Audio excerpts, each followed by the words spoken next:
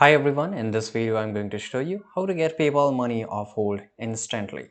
It's very easy to do it and I will just show you in small steps. So for example, this is one of my payment which has been hold, right? So usually PayPal make your payment on hold because they don't have information that how you receive this money, right? So for example, you have to submit some proof that you have this verified account and you own this account and some kind of information and what you did to receive this money. For example, I'm freelancer, so I receive money by just creating some videos or just providing some service to a video creators such as editing, right? So I have to give them proof, and this is very easy. It's take around 1 week to approve that you have earned your money in a legit way.